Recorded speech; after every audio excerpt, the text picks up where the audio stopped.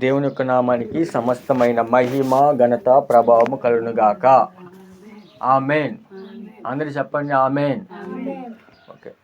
దేవుడు మనల్ని ప్రేమించి మనకి మరొక వారం దేవుడు మనకు అనుగ్రహించాడు. ఈ దినమునకై ఏర్పాటు చేయబడిన దేవుని యొక్క వాక్య భాగము చదువుకొని మనం వాక్యం ధ్యానించుకుందాము కొద్ది నిమిషాలు. గలతీయులకు రాసిన పత్రిక 3వ అధ్యాయము పాత నిబంధన గ్రంథంలో ఉంటుంది. పెద్ద బైబిల్లోకి వచ్చేవాడికి 170వ పేజీ. గలతీయులకు రాసిన పత్రిక 3వ అధ్యాయము 26వ వచనాన్ని చదువుకొని దేవుని యొక్క వాక్యాన్ని ఈరోజు మనం ధ్యానం చేద్దాము. గలతీయులకు రాసిన పత్రిక 3వ అధ్యాయము 26వ వచనాన్ని మనం చదువుకొని దేవుని యొక్క వాక్యాన్ని మనం ధ్యానం చేద్దాము. కొత్త నిబంధన గ్రంథం కొత్త నిబంధన గ్రంథము 170వ పేజీ. 170 పేజీ.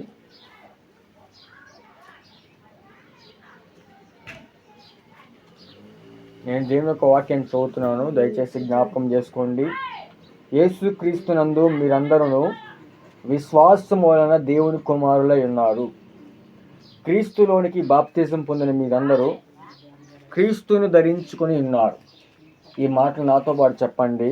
యేసుక్రీస్తునందు మీరందరూ విశ్వాసము వలన దేవుని కుమారులై ఉన్నారు. క్రీస్తులోనికి బాప్తిజం పొందిన మీరందరూ క్రీస్తుని ధరించి ఉన్నారు. ప్రభువునందు ప్రియ దేవుని బిడ్డలారా, జ్ఞాపకం చేసుకుందాము. ఈ యొక్క మాటలు రాస్తుంది ఎవరికంటే, ఒక వ్యక్తి ఒక సంఘానికి రాస్తున్నాడు. ఎవరమ్మా? ఒక వ్యక్తి ఒక సంఘానికి రాస్తున్నాడు. ఇప్పుడు మన సంఘం ఉంది. మన సంఘానికి వేరొక పాస్టర్ గారు కనుక ఒక ఉత్తరం రాశారనుకో, అది అన్నవరపు సంఘానికి సంబంధించింది. అదే రకంగా అపోస్తులైన పౌలు అనే ఒక వ్యక్తి గలతీ అనే సంఘంలో ఉన్న విశ్వాసులకు రాస్తున్న ఒక లేఖ. అర్థమైందమ్మా? అపోస్తులైన పౌలు అనే ఒక వ్యక్తి గలతీ అనే ఒక ఊరిలో ఒక చర్చి ఉంది. ఆ చర్చిలో ఉన్న విశ్వాసులకి ఈ యొక్క ఉత్తరం రాస్తున్నాడు. ఎవరో? అపోస్తులైన పౌలు. ఈ పౌలు గారు ఈ సంఘాన్ని స్థాపించిన వ్యక్తి. అర్థమవుతుందమ్మా? ఈ సంఘాన్ని స్థాపించిన వ్యక్తి పౌలు గారు.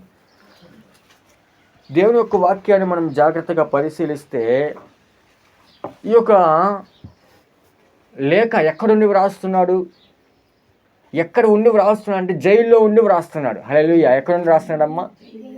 ఒక చెట్టు కింద కూర్చొని హాయిగా జ్ఞాపకం చేసుకుని రాయిట్లా ఒక 5 స్టార్ హోటల్లో కూర్చొని ముందు బిర్యానీ పెట్టుకొని పక్కన థమ్సప్ పెట్టుకొని అదిగో వాళ్ళకి ఉత్తరం రాద్దాంలే అనుకొని రాసిన సందర్భం కాదది. అమ్మ, ఒక ఇంట్లో కూర్చొని రాసిన సందర్భం కాదది. అపోస్తలుడైన పౌలు ఈ లేఖ రాసే టైంకి ఎక్కడున్నాడు తెలుసా? జైల్లో ఉన్నాడు. హల్లెలూయా. ఎక్కడున్నాడమ్మా? జైల్లో ఉన్నాడు. జైల్లో ఎందుకు పెట్టారయ్యా ఆయనంటే, పౌలు గారు ఏ తప్పు చేయలేదండి. పౌలు గారు చేసిన పని ఏంటంటే సువార్త చెబుతున్నాడు. ఏం చెబుతున్నాడమ్మా? మంచి మాటలు చెబుతున్నాడు, మంచి విషయాలు చెబుతున్నాడు. మంచి మాటలు, మంచి విషయాలు పౌలు చెబుతుంటే ఓర్చుకోలేని వారు కొంతమంది ఉన్నారు. హల్లెలూయా. ఓర్చుకోలేని వారు కొంతమందిని ఏం చేస్తున్నాయంటే, ఈ పౌల్ని ఏ విధంగా అయినా పడేయాలరా, ఏ విధంగా అయినా వాడిని నాశనం చేయాలరా అని ఏం చేస్తున్నాయంటే, జనము ఈ పౌలు మీద కోపానికి గురైపోయి కోపం తెచ్చుకొని పౌలు మీద అబండాలు, నిందలు వేసి పౌలుని జైలుకు పంపించారు. హల్లెలూయా. జైలుకు పంపించారు. ఆ జైలు కూడా ఏదో ఒక పెద్ద హాల్లో కూర్చున్నట్టు ఉండదమ్మా. ఆ జైల్లో ఒక మనిషి పట్టేంత, ఎందాకమ్మా, ఇదిగో నేనున్నాను, నేను పట్టేంత ఉండిద్ది ఆ జైలు కూడా. ఇంకా నేను అటు కదలడానికి వీల్లేదు, ఇటు కదలడానికి వీల్లేదు. నేను అటు ఇటు కదులుతామంటే ఇటు ముళ్ళుంటాయి, ఇటు ముళ్ళుంటాయి, ముందు ముళ్ళుంటాయి, వెనక ముళ్ళుంటాయి. అక్కడే చావాలేక, బతకలేక, మింగలేక, తినలేక, అది దానికి తోడు అమ్మా ఆ పరిస్థితుల్లో ఉండి రాస్తున్నాడు లేక. హల్లెలూయా. ఎంత పరిస్థితిలో ఉన్నాడో పౌలు. కానీ ఏ సంఘాన్ని అంత ఇబ్బందికరమైన పరిస్థితుల్లో సేవకుడు ఉన్నా సేవకుని యొక్క సేవకుని యొక్క గుణం ఎలాంటిదంటే, ఎంత ఆరోగ్యం బాగోపోయినా ఏ స్థితి ఉన్నా సేవకుడు 24 గంటలు x7 ఎవరు జ్ఞాపకంలో ఉంటారు తెలుసా? తన బంధువులు జ్ఞాపకం ఉంటారో ఉండరో తెలియదు కానీ, తన స్నేహితులు జ్ఞాపకం ఉంటారో ఉండరో తెలియదు కానీ, తన రక్త సంబంధికులు జ్ఞాపకంలో ఉంటారో ఉండరో తెలియదు కానీ, తన భార్య జ్ఞాపకం ఉంటుందో ఉండదో తెలియదు కానీ, తన కడుపును పెట్టిన బిడ్డలు జ్ఞాపకంలోకి వస్తారో రారో తెలియదు కానీ, సంఘం మాత్రం ఎప్పుడు జ్ఞాపకంలో ఉంటారు. హల్లెలూయా. సంఘం మాత్రం ఎప్పుడు దేవుని సేవకుని జ్ఞాపకంలో ఉంటాం. ప్రభునందు ప్రియ దేవుని బిడ్డలారా, జ్ఞాపకం చేసుకుందాము. అపోస్తలుడైన పౌలు జీవితంలో ఎన్నో పరిస్థితులు గుండా వెళ్ళాడు, ఎన్నో ఇబ్బందికరమైన స్థితులు గుండా వెళ్ళాడు. ఒకరోజండి సువార్త చెప్పడానికని ఒక ఊరికి వెళ్తే సువార్త చెప్పనివ్వకుండా మధ్యలో అడ్డుపడి పౌల్ని రాళ్లతో కొట్టి విపరీతంగా చచ్చిపోయేంత స్థితిలోకి తీసుకెళ్ళిపోయి, ఇంకా పౌలు ఆఖరికి స్పృహ తప్పి పడిపోయాడు. స్పృహ తప్పి ఆ దెబ్బలకి తట్టుకోలేక ఆ దెబ్బలు తిని, ఆ రాళ్ళ దెబ్బలు, ఆ కొర్ర దెబ్బలు, ఆ కర్ర దెబ్బలు తిని వాళ్ళు కొట్టి వీళ్ళు కొట్టితే స్పృహ తప్పి పడిపోతే చచ్చాడ్రా ఈడు అడుకుని ఊరు అవతల పడేశారు. సమాధి కూడా చేయలా, ఊరు అవతల పడేశారు. కుక్క కొరక చచ్చిపోతే మనం ఏం చేస్తామమ్మా? ఊళ్ళో కనుక ఏదైనా కుక్క చచ్చిపోయేదానికి మనం ఏం చేస్తాము? ఈడ్చుకెళ్ళిపోయి ఊరి చివర పడేస్తాం, వాసన వచ్చిద్దామని. అదే రకంగా అపోస్తలుడైన పౌలుని చావగొట్టి ఊరు అవతల పడేశారు వీళ్ళు. పడేస్తే మన దేవుడు ప్రేమగల దేవుడు కదా, దేవుడు బ్రతికించాడు. హల్లెలూయా. దేవుడు బ్రతికిస్తే మళ్ళీ అప్పటికప్పుడు లేచి వేరే గ్రామానికి వెళ్ళి మళ్ళీ ప్రకటిస్తాను. ఆగలా, అబ్బో నన్ను కొడుతున్నారుగా, అమ్మో దేవుని మాటలు ప్రకటిస్తే నన్ను కొడుతున్నారు, దేవుని వాక్యం చెబుతే నన్ను కొడుతున్నారు, దేవుని మాటలు చెబుతే నన్ను కొడుతున్నారని వెనకడుగు వేయాలి అపోస్తలుడైన పౌలు. ఎన్ని దెబ్బలు తిన్నాడు తెలుసండి. ఏ ఊరు వెళ్ళినా దెబ్బలు తప్పవు. హల్లెలూయా. అర్థమైందా? అపోస్తలుడైన పౌలు అదే, ఏ ఊరు వెళ్ళినా దెబ్బలు తప్ప. కానీ మనం కూడా ఉంటాం.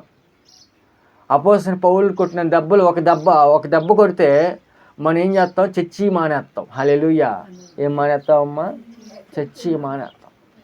దెబ్బ కొట్టడం మాట పక్కన పెట్టు, పాస్టర్ గారు కనుక గట్టిగా ఒక మాట మాట్లాడితే ఇంకా చర్చికి రావు నువ్వు. హల్లెలూయా. అవునా కాదా? ఇంకా చర్చికి నువ్వు రావు. ఈ చర్చి ఏంది, మాకెన్ని చర్చిలు లేవు అని అనుకునే వాళ్ళు చాలామంది ఉండొచ్చు. ఎందుకు ఈ మాటలు చెబుతున్నానంటే, ఎన్నో దెబ్బలకు దేవుని సన్నిధికి ఒక్కసారి దేవుని సన్నిధిలో అడుగు పెట్టిన తర్వాత నువ్వు వెనకడుగు వేయకూడదు. కొన్నిసార్లు ఎదురు దెబ్బలు తగులుతాయి నీకు. కొన్నిసార్లు నీ సొంత భర్తే మూసుకొని ఇంట్లో కూర్చో అని అంటాడు. కడుపుని పెట్టిన బిడ్డలే, ఏం దేవుడమ్మ దేవుడు, ఏం చేశాను మన ఇంట్లో, అన్ని గొడవలేగా అని బిడ్డలే అంటారు. కానీ ఎన్ని పరిస్థితులు వచ్చినా తట్టుకొని నిలబడే శక్తి కనుక నీకుంటే, నా దేవుడిని, నా ప్రభు నీ పక్కనే ఉండే దేవుడిని నిలబెడతాడు. హల్లెలూయా. అమ్మా, నీళ్ళు ఒక వాగులో నీళ్లు పారుతూ ఉన్నాయి. ఒక పుల్ల వెళ్తూ ఒక చెట్టు కింద ఏదో తగిలినట్టు దానికి ఇరుక్కుపోయి పుల్ల నిలబడింది. ఎలా నిలబడిందమ్మా? పుల్ల ఇలా నిలబడింది, నిటారుగా నిలవబడింది. నీళ్లు చాలా స్పీడ్గా వస్తున్నాయి.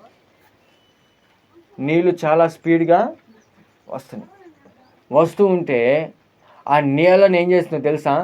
ఆ పుల్ల ఆ తాకిడికి తట్టుకొని ఇంకా నిలబడింది. ఎందుకు? ఆ పుల్ల గొప్పతనమా? ఆ పుల్ల గట్టితనమా? కింద ఉన్న ప్లాట్ఫామ్ ఉంది చూసావా, కింద పునాది ఉంది చూసావా, ఆ పునాది గట్టిది కాబట్టి పుల్ల నిలబడింది. హల్లెలూయా. నా మాట అర్థమైందమ్మా? కింద పునాది గట్టిగా ఉంది కాబట్టి, కింద గట్టిగా పట్టేసుకుంది కాబట్టి ఆ పుల్ల నిలబడింది. ఎంతో బలమైన తాకిడి వస్తుంది నీళ్ళకి. అంటే చూసావా, నీళ్ళ దెబ్బకి రాళ్ళు ఏమైపోతాయి అంట అమ్మ? రాళ్ళు కరిగిపోతాయి ఒక్కసారి. అవునా కాదా? నీళ్ళ తాకి రాళ్ళు షేపులు మారుతాయి.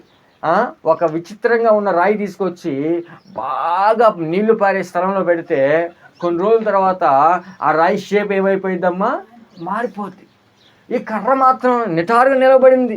కానీ చెప్పనా, కింద పునాది బలంగా ఉంది. అదే రకంగా నీ క్రైస్తవ విశ్వాసం అనే ఆ పునాది బలంగా ఉంటే, అదేనమ్మా, విశ్వాసం అనే పునాది కనుక బలంగా ఉంటే అమ్మా, నిన్ను ఎన్ని శ్రమలు వచ్చినా, ఎన్ని సమస్యలు వచ్చినా, ఎన్ని ఆటుపోట్లు వచ్చినా, ఎన్ని అలలు వచ్చినా, ఎన్ని ఇబ్బందికరమైన పరిస్థితులు వచ్చినా నిన్ను పడద్రోయడానికి వాటి వల్ల కాదు. హల్లెలూయా. వాటి వల్ల కాదు, వాటి చేత కాదు. ఎందుకంటే నువ్వు వేసుకున్న పునాది బలమైనది. హల్లెలూయా. నువ్వు ఉంచుకున్న విశ్వాసము గొప్పది. అందుకే దేవుడు విశ్వాసం గురించి మాట్లాడుతూ చాలాసార్లు గొప్ప విశ్వాసం అనే మాట కూడా యేసుక్రీస్తు ప్రభువారు మాట్లాడారు. ఏ విశ్వాసం అంటమ్మా? గొప్ప విశ్వాసం. స్థిర విశ్వాసం కలిగి ఉండాలి. ఎన్నో ఆటుపోట్లు వచ్చినా, ఎన్ని శ్రమలు వచ్చినా నేను నీ సన్నిధి మానను. ఎన్ని కష్టాలు వచ్చినా నీ సన్నిధి మానను. ఎన్ని పరిస్థితులు నాకు ఎదురైనా నేను నీ సన్నిధి మానను అనే విశ్వాసంతో ఉండాలి. మనోళ్ళకు ఉన్న గొప్ప పనికి మాలిన అలవాట్లు ఎందుకు చెప్పనమ్మా? మన చర్చికి వచ్చే వాళ్ళ పనికి మాలిన అలవాట్లు నేనే చెబుతున్నాను, వినండి. కాలికి చిన్న ముళ్ళు గుచ్చుకుంటే కూడా చర్చికి రారు వీళ్ళు. ఏందమ్మా? కాలికి ముళ్ళు గుచ్చుకుంటే చర్చికి రారు. ఏందమ్మా అంటే, పాస్టర్ గారు నిన్న గేదెలు తోలుకొని వెళ్ళాను కదా, కాలుకు ముళ్ళు గుచ్చుకుంది పాస్టర్ గారు, నడవలేకపోతున్నాను, తీపి చేసింది, వాపు చేసింది అని సాకులు చెప్పుకొని తప్పించుకునే రకాలు ఇల్లు. వాళ్ళు ఎవరో తెలుసా? కింద పునాది లేని వాళ్ళు. హల్లెలూయా. ఏడు పడితే అటు వెళ్తారు వాళ్ళు. ఎటు తిప్పితే అటు తిరుగుతారు వాళ్ళు. పునాది లేదు వాళ్ళకి, స్థిర విశ్వాసం లేదు. ఎందుకు ఈ మాట చెబుతున్నానంటే, ప్రభునందు ప్రియ దేవుని బిడ్డలారా, జ్ఞాపకం చేసుకుందాము. అపోస్తలుడైన పౌలు జీవితంలో ఎన్నో ఇబ్బందులు, ఎన్నో పరిస్థితులు వచ్చినా తట్టుకొని నిలబడ్డాడు. హల్లెలూయా. తన విశ్వాసము, తన బలము, తన ఆలోచన చెప్పనమ్మా, నన్ను నేను పడిపోయినా నిలబెట్టడానికి నా పక్కన ఎప్పుడు నా ప్రభు సిద్ధంగా ఉంటాడు. హల్లెలూయా.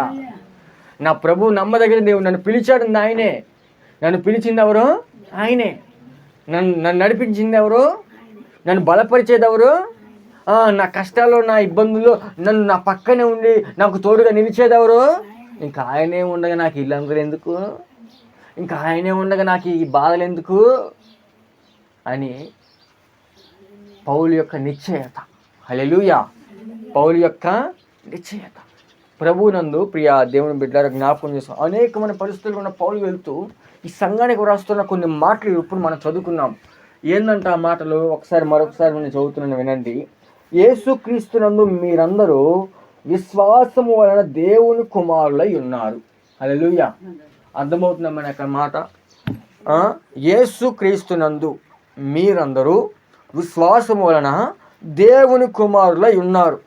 ఇక్కడ పౌలు గారు మాట్లాడుతున్నాడు, మీరు దేవుని కుమారులు. ఎవరంటమ్మా మనము? ఎవరి పిల్లలు మనం? ఒక మాట చెప్పండి, ఎవరి పిల్లలు మనలా? దేవుని. ఇప్పుడు రాజుగారి పిల్లోడమ్మా రోడ్డు మీదకి వచ్చి అడుక్కోవాల్సినంత కర్మ ఉండిద్దా? చెప్పండి. ఆ రాజ్యంలో ఏలేదెవరు? వాళ్ళ నానే, వాళ్ళ సొంత నానే. అడుక్కోవాల్సిన కర్మ పట్టిద్దా? దిగులు పడాల్సినంత కర్మ పట్టిద్దా? అమ్మా నాకు లేదే అని బాధపడాల్సినంత కర్మ పట్టిద్దా? చింతతో కూర్చోవలసిన బాధ పట్టిద్దా? నేను ఏమి సంపాదించుకోలేదు ఎలాగూ అని ఏడవలసిన పరిస్థితి వచ్చిద్దా? ఎందుకంటే రాజు ఎవరు? అలాగనే మీకు మిమ్మల్ని బలపరిచి మిమ్మల్ని బాగా స్ట్రాంగ్గా ఉంచి ఒక మాట చెప్పనమ్మా, మనం అందరం ఎవరు అంట? ఆ దేవుడు ఎవరో తెలుసా? ఈ సర్వలోకాన్ని సృష్టించిన సృష్టికర్త. హల్లెలూయా. ఈ సర్వ భూజంతువులను, ఆకాశ పక్షులను, జలచరాలను, ఈ సమస్త సృష్టిని కూడా సృష్టించిన సృష్టికత్వ బిడ్డవు నువ్వు అయినప్పుడు ఇంక నీకెందుకమ్మా బాధలు? ఇంక నీకెందుకు ఆ చింతలు? ఇంక నీకెందుకు? ఆయనతో చెప్పుకోలేవా? ఒక్కదానివే ఎందుకు కుమిలిపోతున్నావు? ఒక్కదానివి ఎందుకు బాధపడిపోతున్నావు? ఒక్కదానివి ఎందుకు ఏడుస్తున్నావు? మీ నాన్నతో చెప్పుకోవా? నువ్వు మీ డాడీతో మాట్లాడే అనుబంధం నీకు లేదా? మీ నాన్నతో సంభాషించే ఆ యొక్క స్నేహం మీకు లేదా? ఆ స్నేహం లేకపోతే నువ్వు మాట్లాడు. అమ్మా తండ్రితో బిడ్డ కనుక తండ్రితో గొడవ పడ్డానుకో, బిడ్డ తండ్రి ముందు మొహం చెల్లిద్దా? చెల్లదు. దానికి తోడు మాట్లాడడానికి కొన్ని నెలలు పట్టిద్ది. మధ్యలో ఎవరికి వారికి కోపతాపాలు తెచ్చుకొని ఇద్దరు ఏమైపోతారు? వారి మధ్య స్నేహం దూరం అయిపోద్ది, బంధం దూరం అయిపోద్ది. అదే పరిస్థితి నీకు వచ్చిందా? నిన్ను దేవుని బిడ్డవని చెప్పుకునే నీవు నీ కష్టం వచ్చినప్పుడు దేవునితో చెప్పుకోవడానికి నీవెందుకు ఆ విధంగా నామోషి ఫీల్ అవుతున్నావు? బంధం లేదా మీ మధ్య? స్నేహం లేదా దేవునికి నీకు మధ్య? అమ్మా బంధం పోయిందా? మరి బంధం పోనప్పుడు ఎందుకు ఒక్కదానే బాధపడుతున్నావు? మరి ఆ బంధం ఆ బంధం పోతేనే కదా నీకు బాధ వచ్చేది. ఆ బంధం పోయింది అనుకుంటున్నావు, నువ్వు ఇంకా పోగొట్టుకున్నావు ఆ బంధాన్ని. దేవునితో స్నేహాన్ని చెరిపేసుకున్నావు నీవే. ప్రభునందు ప్రియమైన దేవుని బిడ్డలారా జ్ఞాపకం చేసుకోండి. దేవునితో కనుక నీకు బంధం ఉంటే నీవు ఇంకా ఏం సిగ్గుపడాల్సిన అవసరంలా, బాధపడాల్సిన అవసరంలా. ఎందుకంటే నువ్వు ఎవరు బిడ్డవి? దేవుని బిడ్డవి. దేవుని బిడ్డవు కాబట్టి ఎందుకు బాధపడతావు? ఎప్పటికైనా అమ్మా ఒక దెబ్బ కొట్టినా తండ్రి కాకపోతాడా? ఎప్పుడు ఎగినా కానీ నేను చేర్చుకునేవాడు కానీ త్రోసేసేవాడు కాదు. ఏదో కొన్ని మాటల వల్ల మీకు ఎడబాటు రావచ్చు, కానీ తర్వాత అయినా రోడ్డు మీద జనం కనపడినప్పుడు నా కొడుకు అంటావా? వాడెవడలే అంటావా? ఎంత కడుపుకు అన్నం తినేవాడైనా సరే నా కొడుకు అంటాడు. అవునా కదమ్మా? వాడు నా కొడుకురా, ఏదో చిన్న మనస్పర్ధలు లేరా అని అంటారు ప్రభును. అలాగనే దేవునికి నీకు కూడా ఒకవేళ సంబంధం లేని తెంపుకుంటే నీకు అదే వచ్చిద్ది. అయినా కానీ దేవుడు ఏమంటాడు తెలుసా? అతను నా కుమారుడే. హల్లెలూయా.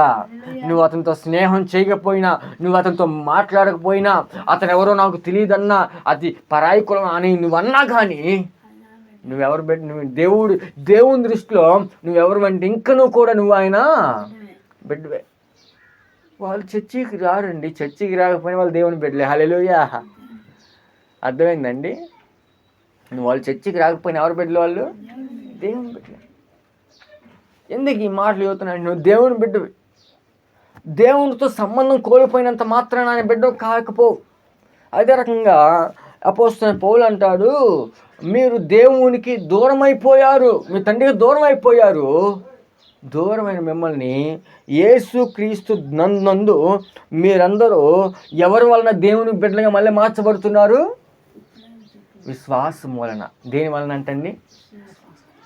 ఇప్పుడు విశ్వాసం అనేది ఎంత స్థిరమైందంటే జ్ఞాపకం చేసుకున్నమ్మా, విశ్వాసం లేకుండా దేవునికి ఇష్టంగా మనం ఉండలేమంట. దేవునికి ఇష్టంగా మనం ఉండాలంటే మనలో ఏముండాలా? విశ్వాసం. అని దేవునికి ఇష్టం అంటే ఏంటి? ఇప్పుడు తల్లిదండ్రిని సంతోషపెట్టాలంటే బిడ్డ ఏం చేయాలా? తల్లి తండ్రి చెప్పిన మాట వినాలి. ఏం వినాలమ్మా? మాట వింటే దేవుని యొక్క వాక్యం చెబుతుంది, మాట వినుట అమ్మా నువ్వు వాళ్ళు దేవుని యొక్క వాక్యం చెబుతుంది, వాళ్ళ మాట వినటం వాళ్ళకి ఇచ్చే నువ్వు గౌరవం అంట. ఎవరికి? తల్లిదండ్రులు. ఈ లోకంలో ఉన్న తల్లిదండ్రులకి నువ్వు వాళ్ళ మాట వినటమే నువ్వు వాళ్ళకి ఇచ్చే గౌరవం. అలాగనే దేవుని దృష్టి అనేది తెలిసిన మాట వినడం మాత్రమే కాదు, విశ్వాసం చూపించడం, అది నువ్వు దేవునికి ఇచ్చే గౌరవం. హల్లెలూయా. నా మాట అర్థమవుతుందమ్మా? జ్ఞాపకం చేసుకుందాము. విశ్వాసం ఉంటేనే నువ్వు దేవునికి ఇష్టమైన బిడ్డవి. అవిశ్వాసంగా ఉంటే దేవునికి నువ్వు కష్టమైన బిడ్డవి. హల్లెలూయా. అర్థమవుతున్న యొక్క మాట? నువ్వు ఇష్టంగా ఉన్నావా కష్టంగా ఉన్నావు? దేవునికి ఇష్టంగా ఉంటే నీలో విశ్వాసం ఏది? నీలో ఇంకా అవిశ్వాసం ఉంది కదా, అవిశ్వాసం ఎందుకు పెట్టుకున్నా? విశ్వాసం అని చెప్పుకోవడం మాత్రమే కాదు, దేవునికి ఇష్టంగా బతకడం నేర్చుకో. విశ్వాసం అని చెప్పుకుంటూ చంకలు ఎగరేసుకొని బైబిల్ చేత పట్టుకొని 10 మంది గొప్పల పోజులు ఇవ్వటం కాదు. ఎవడైనా ఇస్తారు పోజులు, బైబిల్ పట్టుకుని పోజులు ఇవ్వమంటే, ఫోటోలు దిగమంటే, ఈ మధ్య దరిద్రంగా అలవాటు ఏందో చెప్పనమ్మా, ప్రతి ఒక్కరు బైబిల్ పట్టుకుని ఫోటోలు దిగేవాడే. యెహోవా నా కాపరి, నాకు లేమి కలగదు అని పైన బోర్డులు పెట్టుకుంటాడు వాడు. మళ్ళా వాడు బతుకు చూస్తే అంత దరిద్రమైన పనులే, అంత అవిశ్వాసమైన పనులే, అంత దేవుణ్ణి కోపపెట్టే పనులే. ప్రభువునందు ప్రియ దేవుని బిడ్డలారా, జ్ఞాపకం చేసుకుందాము. విశ్వాసం అనేది ఎంత శ్రేష్టమైనదంటే అమ్మ, విశ్వాసం లేకుండా నువ్వు దేవునికి ఇష్టంగా ఉండలేవు. నువ్వు దేవునికి అయిష్టంగా మారిపోతావు. దేవుడు మెచ్చుకోడు. నువ్వు దేవుని బిడ్డవని చెప్పుకుంటే ఇష్టంగా ఉండు. ఎవరికి ఇష్టంగా ఉండు? నీకు నచ్చినట్టు ఇష్టంగా ఉండడం కాదు, దేవునికి ఇష్టంగా ఉండాలి. దేవుడు మెచ్చుకోవాలి నిన్ను, మనుషులు మెచ్చుకోవడం కాదు. అమ్మ, మనుషులు అంటారు, మనుషులు ఒక ఊర్లో ఒక ఊర్లో ఉంది, ఒక విషయం ఉంది. ఆ ఊర్లో దీనికి అనుమవుతారంట, కానీ దీనికి అనుమవరంట. దేనికి? ఆయనకు అర్థమయ్యే ఉండిద్ది. ఇది పోసినోడు గొప్ప. దీనికి ఎవరైతే పోస్తారో, పోసినోడిని వీళ్ళు పోయించుకున్న వాళ్ళు ఏం చేస్తారు? గొప్ప చేస్తారు. ఇంకా వాడికి డబ్బులు అవసరంలా. ఏది కావాలి వాడికి? ఇది కావాలి. అదే రకంగా అదోందమ్మా, విశ్వాసం అనేది కనుక నువ్వు చూపించకపోతే, దేవునికి ఇష్టంగా నువ్వు ఉండకపోతే, నువ్వు ఎన్ని చేసినా అమ్మ, నువ్వు ఎన్ని ప్రైజులు పొందవచ్చు జనాల దగ్గర. ఒరి చర్చికి లేవట్రా, వీడు గొప్పరా, వీడు బాగా పాటలు పాడతాడరా, వీడు బాగా వాక్యం చదువుతాడరా, వీడు బాగా వాక్యం చదువుతాడరా, మరి వీడు బాగా చర్చిలో పరిచయం చేస్తాడరా. ఎవరికి కావాలో ఇవన్నీ నీకు ఉపయోగపడతాయేమో, ఆ దరిద్రమైన ఆ యొక్క పై ముచ్చట్లు. కానీ దేవునికి నచ్చవు అవన్నీ కూడా. దేవుడు ఒప్పుకోడు. నువ్వు పరిచయం చేస్తే నాకే, నువ్వు మందిరంలో పనిచేస్తే నాకే, నువ్వు నాకు ఇష్టంగా బతకుండా నీ ఇష్టం వచ్చినట్టు పని చేసుకుంటే ఓత్త మొహం మీద అంటాడు దేవుడు. ఏం చేస్తాడమ్మా? క్యాండీ చూస్తాడంట మొహం మీద. ఎందుకు? ఎందుకంటే నువ్వు చర్చికి వచ్చి ఎంత పరిచర్య చేసినా, ఎంత పని చేసినా, ఎంతకు వచ్చి మంచిగా శ్రద్ధగా ఏదో పెద్ద పరిశుద్ధులాగా వచ్చి చర్చిలో కూర్చున్నా, దేవునికి ఇష్టంగా నీ విశ్వాస జీవితాన్ని బలపరచుకోకుండా ఏదో పై భక్తి పై నటన చేస్తే మాత్రము దేవుడు చేసే పని ఏదో తెలుసా? కాంట్రీని చూస్తాడు మొహం మీద. ఒకటి మాత్రమే కాదు, రేపొద్దున అంటాడు, నువ్వెవడో నాకు తెలియదు పోరా. ఎవరనే మాట ఇది? ఎవరి డైలాగు? ఏసై డైలాగ్ ఇది. అది ఎందుకు ప్రభువా? నేను చర్చికి కానుక తీసుకొచ్చాను, నేను పుట్టినప్పటి నుంచి ఇప్పుడు వరకు నిన్నేగా మొక్కింది, నిన్నేగా ఆరాధించింది, నీ సన్నిధిలో ఎంత పరిచయం చేశాను, ఎంత పని చేసానంటే, ఎవరి కోసం చేసావురా? నీ మెప్పు కోసం నువ్వు చేసుకున్నావు. ప్రజలు అందరూ నేను మెచ్చుకుంటానని నువ్వు చేసావు. ప్రజలందరూ కూడా అదిగో ఈ అబ్బాయి చూడు ఎలా చేస్తున్నాడు అని ఏదో గొప్ప ఏదో సాధించినట్టు అనుకొని చేసావు. నాకు ఇష్టంగా ఎప్పుడైనా చేసావా? నన్ను మెప్పించాలని ఎప్పుడైనా చేసావా? మనుషులు మెప్పించాలని నువ్వు చర్చిలో పనిచేసావు, కానీ నన్ను మెప్పించడానికి నువ్వేం చేయలేదురా నువ్వు. అందుకే నువ్వెవడవో నాకు తెలియదు, పోరా నా కళ్ళ దగ్గర నుంచి, గెట్ అవుట్ అంటాడు యేసయ్య. అమ్మా, ఒక విషయం చెప్పనా, నువ్వు ఎంత చర్చికి వచ్చినా, ఎంత గొప్పగా నువ్వు ప్రార్థన చేసినా, ఎంతగా నువ్వు ఏదో చేసినా కానీ, ఎంత భక్తి చేసినా కానీ, దేవుని మీద నువ్వు కనుక విశ్వాసం లేకుండా, దేవునికి ఇష్టం కనుక నువ్వు లేకపోతే నీ బ్రతుకు శూన్యమే. ఏదో చర్చికి వచ్చానని చెప్పుకుంటున్నావు, గొప్ప కాదు అది. అందరూ వస్తారు చర్చి, కానీ రావటం గొప్ప కాదు, కానీ దేవునికి ఇష్టంగా జీవించడం గొప్ప. హల్లెలూయా. ఎవరికి ఇష్టంగా జీవించడం? దేవుని మెచ్చుకునేటట్టు జీవించడం గొప్ప. బైబిల్ గ్రంథంలో చాలామంది భక్తులు ఉన్నారు, కానీ కొంతమందికి మాత్రమే దేవుడు కొన్ని పేర్లు ఇచ్చాడు. హల్లెలూయా. మోషే నా ఇల్లంతటిలో నమ్మకమైన వాడు. ఎన్ని లక్షల మంది లేరు ప్రపంచంలో ఎన్ని లక్షల మంది, ఎన్ని కోట్ల మంది లేరు, మోషే ఒక్కడే దేవుడికి కనపడ్డా? కానీ నేను చెప్పనా, మోషే దేవునికి ఇష్టంగా జీవించాడు కాబట్టి. హల్లెలూయా. దావీదు నా హృదయానుసారుడు అన్నాడు. ఎన్ని ప్రపంచంలో ఎంతమంది లేరు? దావీదు ఒక్కడే గొప్పోడా? ఎందుకు చెప్పనా? దావీదు మనుషులు మెప్పించే స్థితిలో లేడు, దేవుణ్ణి మెప్పించే స్థితిలో ఉన్నాడు. హల్లెలూయా! దేవుణ్ణి మెప్పించే స్థితిలో ఉన్నాడు కాబట్టి అమ్మా దేవుడు ప్రేమించి ఇష్టపడ్డాడు. ఎందుకు ఈ మాట చెబుతున్నాను? ఇంకా బైబిల్ చాలామంది భక్తులు ఉన్నారు. ఎందుకు ఈ మాట చెబుతున్నానంటే, ప్రభునందు ప్రియ దేవుని బిడ్డలారా, జ్ఞాపకం చేసుకున్నాము. నువ్వు దేవుణ్ణి మెప్పించే బిడ్డగా ఉన్నావా, మనుషులు మెప్పించే బిడ్డగా ఉన్నావా? దేవుని మెప్పించేవానిగా ఉంటే పరలోకంలో ఉంటావు, మనుషులు మెప్పించేవాని దృష్టిలో ఉంటే నరకంలో ఉంటావు. ఇందులో no doubt at all, doubt లేదు, రాసి పెట్టుకో ఈ మాట. మనుషుల్ని మెప్పించే స్థితిలో కనుక నీవు ఉంటే ఎక్కడ ఉంటావు? నరకానికి వెళ్ళిపోతావు. ఏదనిచి అమ్మా, దేవునికి ఎంత డబ్బులు అని నువ్వు, పాష గారికి ఎంత కానుక నువ్వు, అవి లెక్కలోకి రావు. అవి లెక్క కాదు. ఏది లెక్కో తెలుసా? నువ్వు దేవునికి ఎంత ఇష్టంగా ఉన్నాదో, ఎంత విశ్వాసంతో ఉన్నావో అది లెక్క ఇద్ది. హల్లెలూయా! ప్రభు నందు ప్రియమైన దేవుని బిడ్డలారా, దేవునికి ఇచ్చి మోసపోయిన వాళ్ళు ఎవరు కూడా దేవునికి ఇవ్వటం గొప్ప కాదండి. ఇచ్చిన దాన్ని నువ్వు స్థిరపరచుకుంటున్నావా? దేవునికి ఇచ్చి నువ్వు నిలబెట్టుకుంటున్నావు మాట. దేవునికి ఊరికే మాటలు ఇచ్చేస్తారు, చాలామంది తీర్మానం ఇచ్చేస్తారు, కానీ నిలబెట్టుకునే టయానికి మాత్రము వాళ్ళు ఏమైపోతారమ్మా? బలహీనమైపోతారు. నిలబెట్టుకునే టయానికి మాత్రం తప్పించుకుంటారు, నిలబెట్టుకునే టయానికి మాత్రం దొంగ ముసుగులు వేస్తారు. ప్రభునందు ప్రియమైన దేవుడు, ఎందుకు ఈ మాట చెబుతానంటే జ్ఞాపకం చేసుకోండి. దేవుని మీద విశ్వాసము స్థిరంగా ఉందా? నటిస్తున్నావా నీవు? బలహీనమైన విశ్వాసము, ఎటువంటి విశ్వాసం నీవు కలిగి ఉన్నావు? ప్రభునందు ప్రియమైన దేవుని బిడ్డలారా, జ్ఞాపకం చేసుకుందాము.